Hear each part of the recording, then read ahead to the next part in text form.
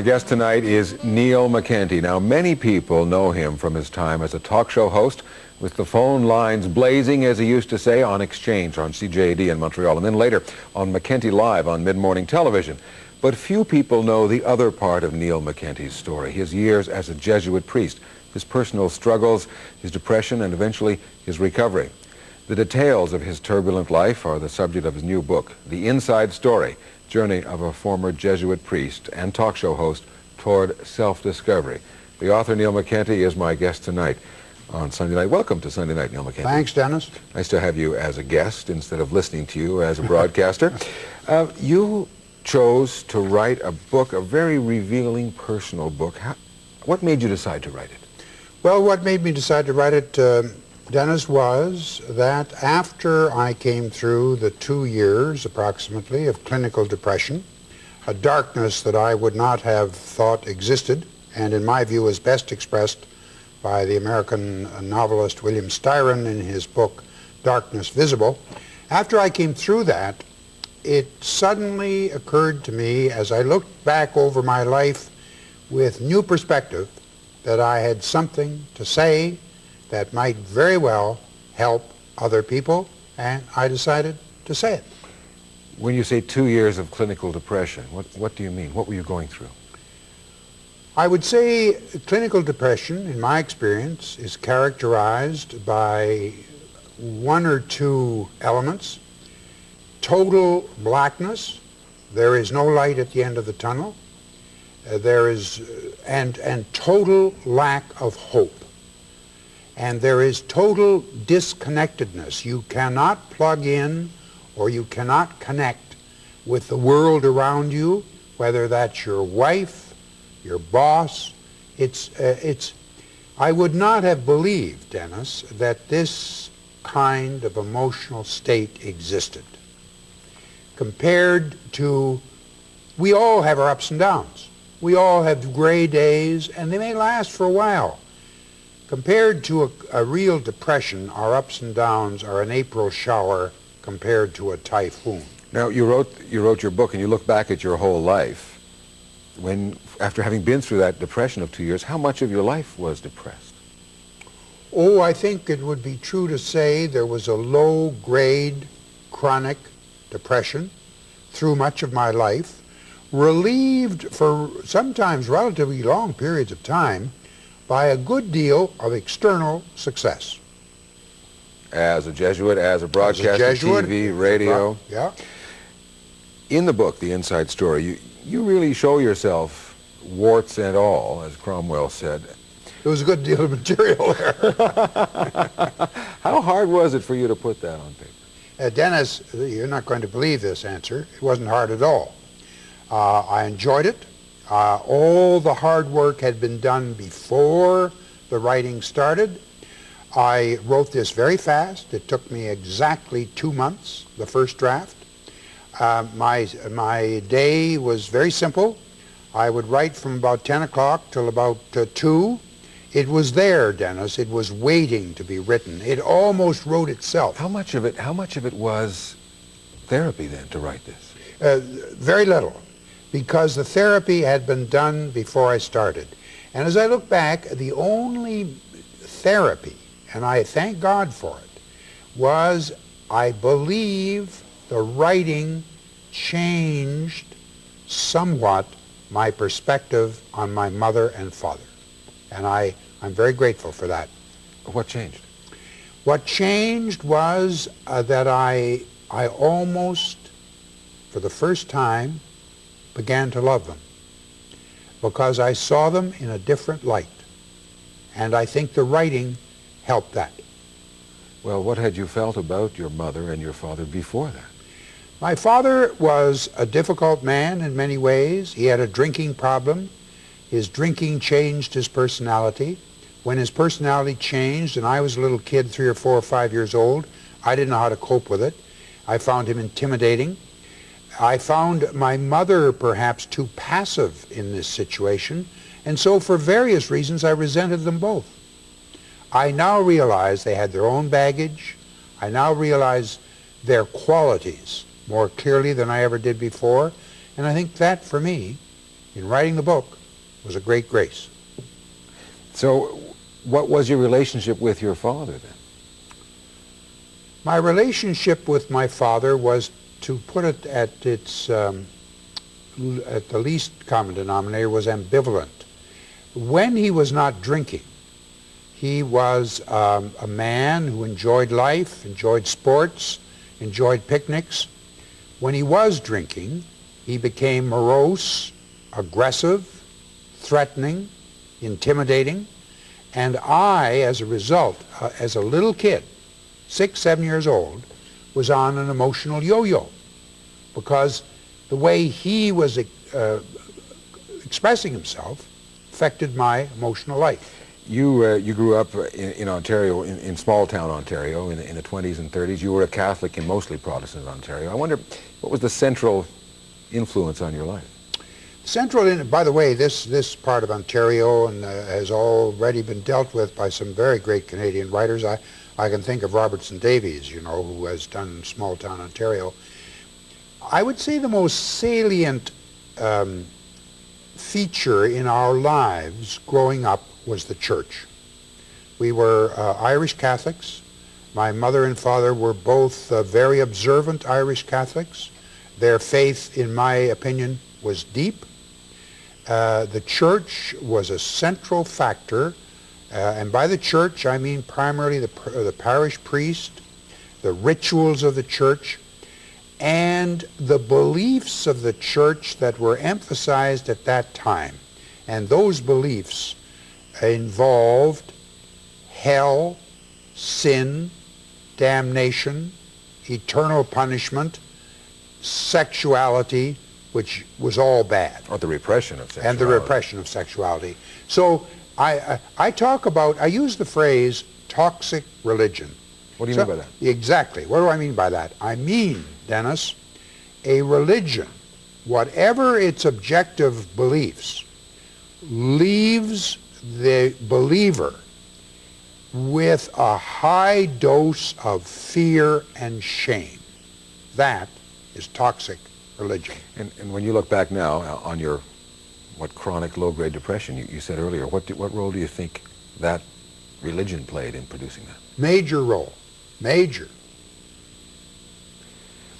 I don't want to paint too grim a story. There's some laughs in this book, yes, aren't there are some. No, because there's one thing, as a young teenager, you get a job as a stringer for the Peterborough newspaper. What was that like for you? It was marvelous, and I should say, just to drop a name here, that I became a stringer for the Peterborough Examiner, and I looked this up in the Canadian Encyclopedia about a year after Robertson Davies became its editor. He obviously knew talent, right? No, he didn't know I existed. He didn't.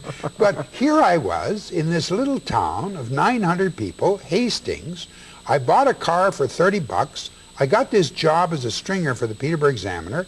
I put a big sign on the windshield of the car, press, and I was a big shot. That's what it did for me. If the Reeve wanted his name in the paper, he had to see me. I'm 16 years old. And this is part of the picture of my life. Externally, I thought it was important to be a big shot. And I thought it was important to be seen as a big shot. And so, being the only stringer for the Peterborough Examiner and later the Toronto Star in this little village of Hastings on the Trent River made me a pretty important guy. That's externally, but what about internally? No. That was the story of my life. There was a split between the way I felt about myself and the way I wanted other people to see me. And that split perdured for the better part of 65 years. And so, while I wanted people to see me as successful, as cool, inside, deep down, there was a sense of shame and failure.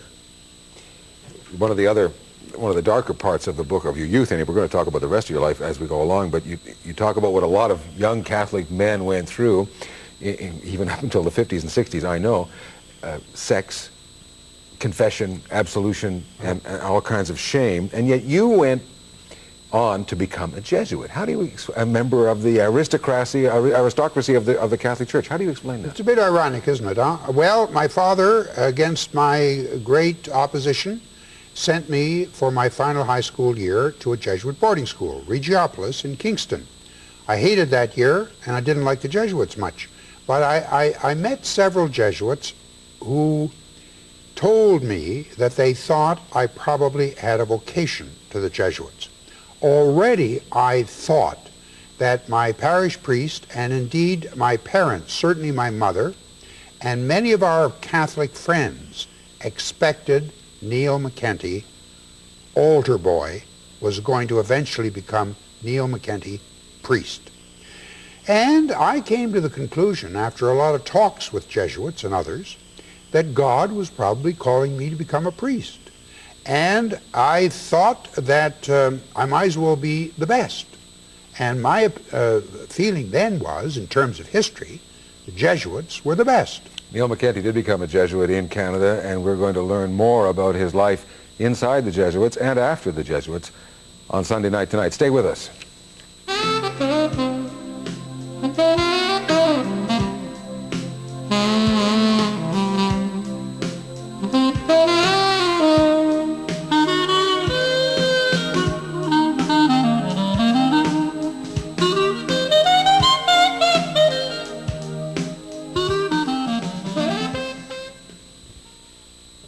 My guest tonight is Neil McKenty, who was a successful television broadcaster, radio broadcaster, but before that he was a successful Jesuit, and he's written the story of his time in the Jesuit and of his life in the Inside Story. Neil McKenty, what do you miss about being a Jesuit?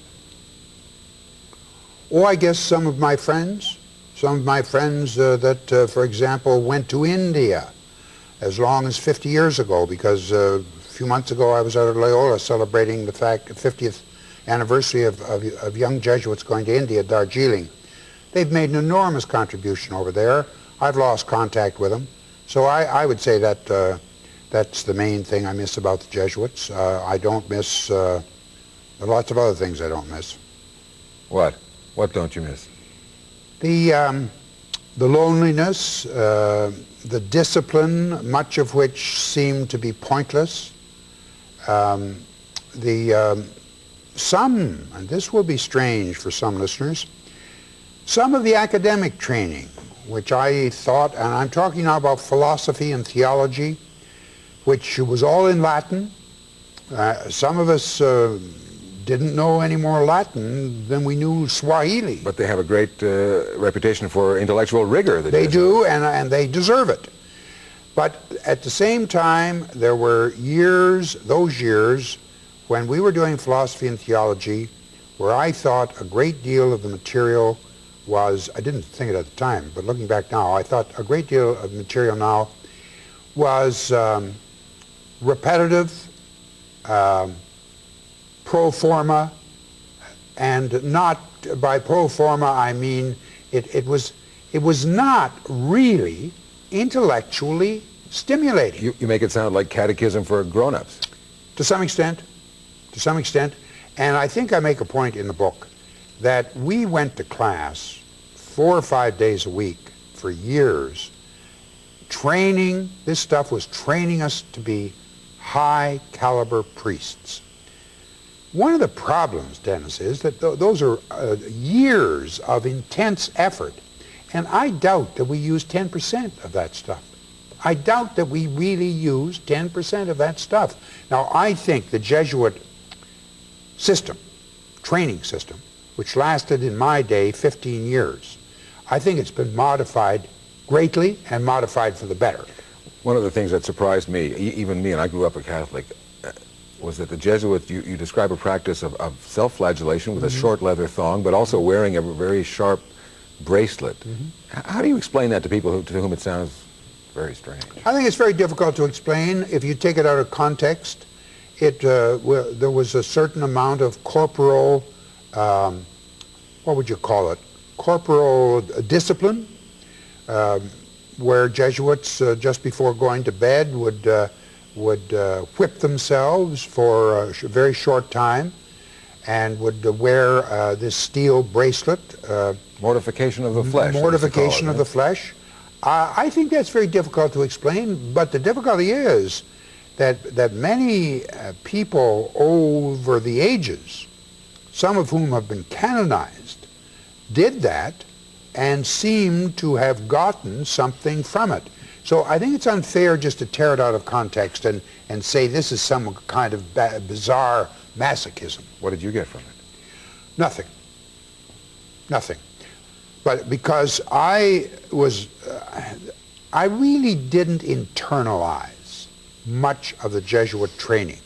But when I've said that, there were people in my year and people around me who are still Jesuits, who have led productive lives, who have become mature, and obviously got a great deal more of the training than I did.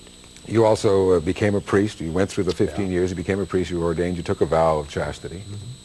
How well did that work for you? The vow of chastity worked, materially speaking, for quite a number of years. I think I say somewhere in the book, I think there are two classes of Jesuits, and I could say there are two classes of priests with regard to this vow of chastity. One class of priests integrates their sexuality matures, and they grow with it. Another group of priests represses their sexuality, and it will break out later in bizarre fashion, sometimes, of course, in dangerous ways that the Church in Canada is now very aware of. What happened to Neil McKenty? What happened to Neil McKenty was that I stayed with the vow of chastity for a good many years.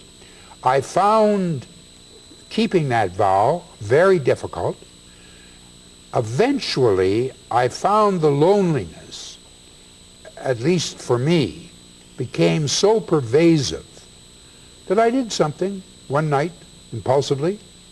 I called a woman friend of mine, a divorcee, Catholic, a good woman, and before that night was over, we had begun a sexual affair, and I had never had sex in any way, shape, or form fully before that time. And that affair sputtered on for several years and was not productive emotionally for either one of us. What does a priest in the Catholic Church who has taken a vow of chastity, what does he do when he's had an affair? I mean, that's a sin and it's against your vow. Well, how do you handle it? Well, I think various priests handle it differently. I think How did you handle it? Well, I handled it by staying around for several more years, quite a few more years, kind of ignoring it, realizing that I was not living up to my vows, and gradually my whole spiritual raison d'etre for becoming and staying a Jesuit disintegrated. Problems arose, such as compulsive drinking. Gradually, more and more of my spiritual duties, such as saying Mass, meditating on a daily basis, I just forgot about them. And ultimately, of course, I left the Jesuits. Other priests might very well stay and work their way through that problem. Neil McKenty left the Jesuits and became a successful broadcaster, and we'll talk more about that part of his life here on Sunday night after this break.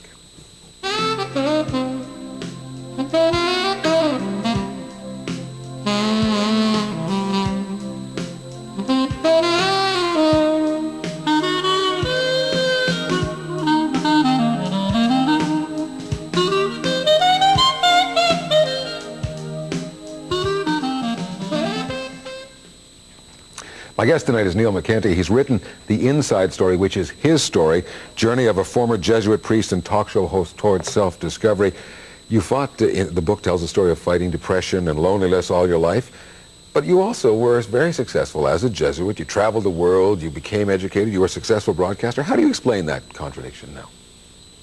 Well, I think I touched on it before, Dennis. I think, and I think, by the way, this is not unusual for many people. I think on the surface, it was very important to me that people see me as a success. And indeed I was, by most measurements. As you said, I had a good broadcasting career here in Montreal, and I wrote a couple of other books, biographies. People thought when they met me that McKenty pretty well has it made. I had fortunately, and this was one of the great breaks, I have a very happy marriage, and I've been married for nearly 25 years. A woman I met, Catherine, several years after I left the Jesuits. But deep down, I had never resolved those early feelings of anxiety and fear. And I would say that there are many people that are looking and listening to us right now who deep down consider themselves a failure. Why do they consider themselves a failure? Because they never measured up to what their parents wanted. They never measured up to their priest. They never measured up to their rabbi. They never measured up to their teachers. And they never measured up to what they were told God expected of them. So we started life feeling a failure. And more or less that feeling of failure stayed with us off and on for all our life. And we, in order to counter that, we had to appear to the world precisely the opposite, as a success.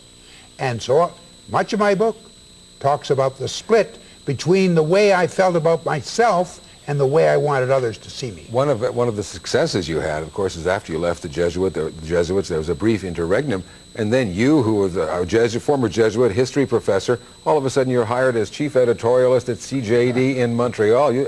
I mean, how do you explain that? Well, I think a certain element of luck. I saw an ad in the Globe and Mail. The ad said a metropolitan radio station. Didn't even know, I mean, the metropolitan radio station could have been in, I don't know where, but... not Hastings. Not Hastings, no. And they wanted a public affairs director with a background in current events and history. I answered the ad. There were something like 60 or so other applicants. I got the job. And I end up starting on one of the best radio stations, still one of the best radio stations in Canada, in the private radio stations. With no experience in radio. With no experience. Listen, I'm telling you, I was doing editorial. I said, can I wait for a week? To Bill Hambly, who was my boss, he said, no, you're on tonight. And did an editorial, I didn't know where Peel and St. Catherine was. And I'm talking about the state of the nation. I just want to It's ridiculous. But then, though, you left that job.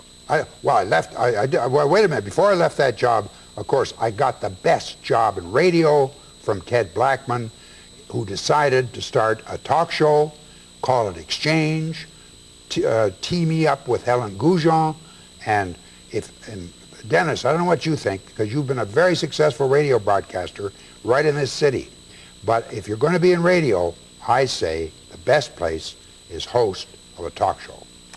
Well, the best place is radio, period. I think radio is a great place to work. There's just one other thing when I think about, which I haven't asked you, I really want to know.